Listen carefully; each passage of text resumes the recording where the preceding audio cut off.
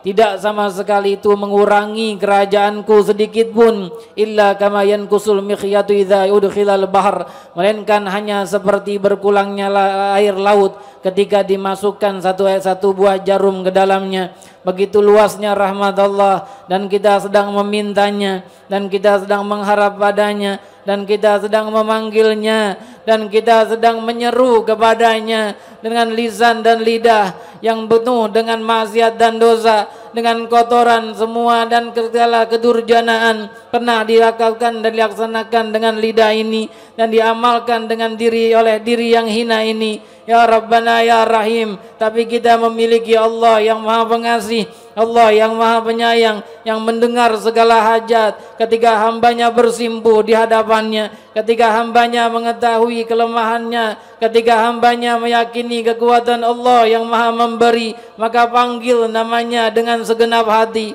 panggil namanya dengan segala hajat kita ungkapkan kepada Allah. Ia akan memberi dan Ia akan memberikan dan menganugerahkan semua hajat dunia zahiran dan batinan, hajat dunia dan hajatul akhirah. Ya Allah, ya Allah, ya Allah, ya Allah,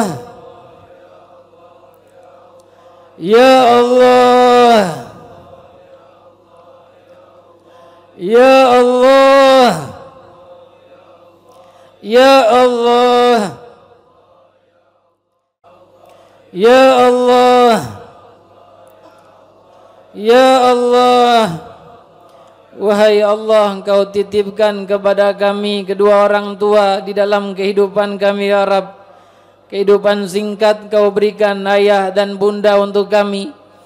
Bila mereka masih hidup di antara kami Rabbi, berikan kami kemudahan untuk bakti kepada mereka ya Rabb.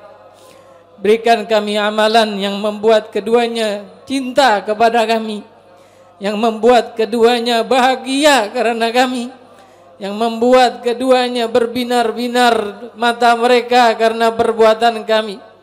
Ya Rabbi, jika keduanya telah terbaring di bawah tanah, telah terbaring di dalam kubur mereka, ayahkah ataukah ibukah, jangan Kau jadikan mereka susah di alam barzakh Rabbi. Mereka telah bersusah payah untuk kebahagiaan kami. Mereka yang menyuapi kami makanan ketika kami tak mampu bahkan memegang sendok itu Rabbi. Mereka yang memberikan kami minum tatkala kami bahkan tak mampu memegang gelas itu. Mereka yang menuntun kami bahkan tatkala kami belum lagi dapat beranjak dengan kedua kaki ini. Mereka ingin kami bahagia. Semua mereka lakukan untuk kami Rabbi. Peluh dan semua keringat telah mengucur dari tubuh mereka. Siang mereka jadikan malam, dan malam mereka jadikan siang. Mereka lakukan hanya untuk kebahagiaan kami ya Rabb. Hanya kami, agar kami tumbuh besar kemudian dapat membahagiakan mereka. Ya Rabbi, jangan setelah kami dewasa, jangan setelah kami besar dengan jasa mereka yang begitu besar untuk kami, kemudian Kau jadikan kami durhaka kepada keduanya ya Rabb. Kami sakiti mereka dengan perbuatan kami ya Rabb. Kami biarkan mereka menangis di tengah malam atau di tengah siang, atau bahkan mereka terisak-isak dengan sebab kami ya Rabb. Jangan jadikan hal itu terjadi dalam kehidupan kami ya Rabb. Sungguh kami tak mampu menahan segala azab-Mu yang datang, yang Kau telah ancam kami dalam sabda Rasul-Mu, bahwa mereka yang telah durhaka kepada kedua orang tua tak tobat, ia akan mendapatkan siksa di dunia sebelum mereka wafat. Ya Rabb, siksa manusia pun kami tak mampu, apalagi siksa-Mu ya Allah. Bahagiakan mereka dalam kehidupan kami ya Rabb. Berikan kami taubat jikalau kami berlaku salah dalam hak keduanya, jikalau kami telah menyakiti hati keduanya. Ya Rabbi, jadikan kami anak yang bakti kepada kedua orang tua kami ya Allah, seperti baktinya Nabi Allah Ismail kepada Nabi Allah Ibrahim, seperti baktinya semua orang yang berbakti kepada kedua orang tua mereka. Ya Rabbana, wafatkan kami dalam husnul khatimah, dan juga lakukan itu pada kedua orang tua kami ya Rabb. Wafatkan mereka dalam husnul khatimah, jadikan kubur mereka yang telah wafat raudhah min riyadil jannah. Ini doa yang kami inginkan dan kami panjatkan kepadamu, wahai Zat yang Maha Rahman, wahai Zat yang Maha Rahim, wahai Zat yang Maha Sami, yang Maha mendengar, wahai Zat yang Maha Qadir, yang Maha mampu merubah segalanya. Ya Mughallibal Qulub, wahai Zat yang merubah hati, tsabbit qalbi ala dinik, tsabbit qulubana ala dinik. Tetapkan hati kami atas taat padamu ya Rabb. Tetapkan hati kami atas taat padamu ya Rabb, sehingga kami selalu taat padamu di dunia ini ya Rabbi, dan sehingga menjadi penghuni surgamu di alamul akhirah ya Allah. Ya Allah, ya Allah, ya Allah, ya Allah, ya Allah, ya Allah, ya Allah, ya Allah. Ya Allah, perbaiki rumah tangga kami ya Rabb. Suami yang sedang bermasalah dengan istrinya, perbaiki permasalahan mereka. Istri yang sedang bermasalah dengan suaminya, perbaiki hubungan mereka. Jadikan istri-istri kami istri solehah, dan jadikan kami para suami-suami yang soleh, yang membahagiakan ke istri dan keluarga-keluarga kami. Dan jadikan mereka anak-anak kami anak-anak yang soleh dan soleha, para solihin dan para solehat yang membahagiakan kami, sebagaimana kami telah membahagiakan mereka tatkala mereka kecil, telah membuat mereka tertawa tatkala mereka kecil, telah memenuhi kebutuhan mereka tatkala mereka kecil. Tak tega kami ketika mereka menangis tatkala mereka masih dalam buayan kami, dalam gendongan kami, di dalam dekapan kami. Harus kami lakukan segala hal agar mereka diam atau bahkan agar mereka tertawa. Ya Rabbi, ya Rabb, sebagaimana kami telah banyak berusaha membahagiakan mereka, maka berikan kami anak-anak yang membahagiakan kami ketika kami tua ya Rabb, yang memberikan kami kegembiraan tatkala kami tua ya Rabb. Jangan Kau berikan kami ujian dengan anak yang durhaka pada kami tatkala kami tua. Rabbi, kami tak akan mampu menanggungnya ya Rabb. Rabbi, ujian itu berat untuk kami ya Allah.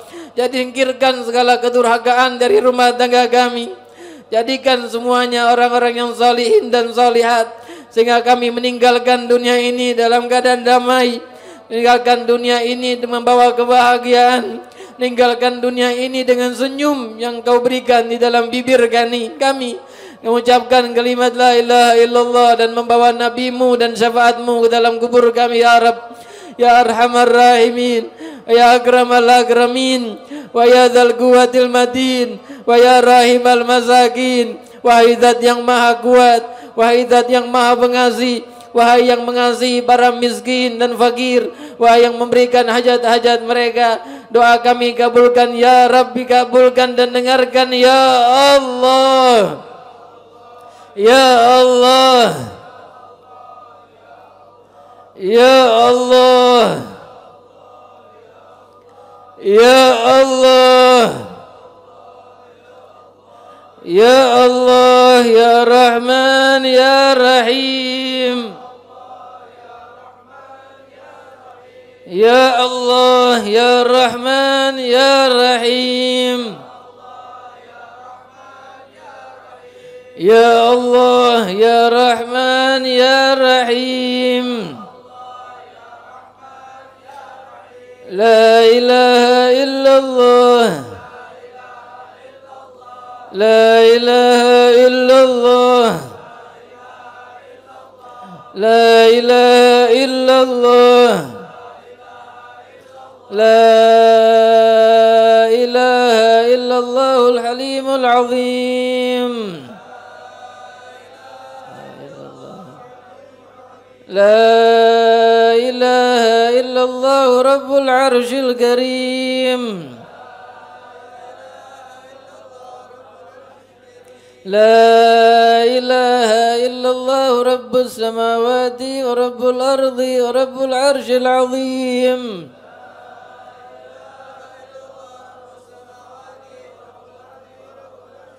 عليها نحيا وعليها نموت وعليها بها نبعث إن شاء الله تعالى من الآمنين.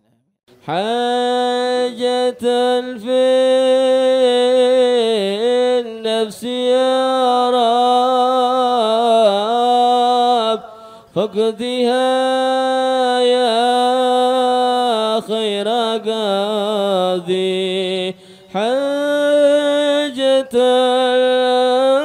في النفس يا رب فقدها يا خير قاضي وأريح سيري وقلبي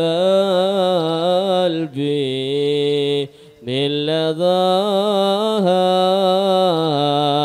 وشواها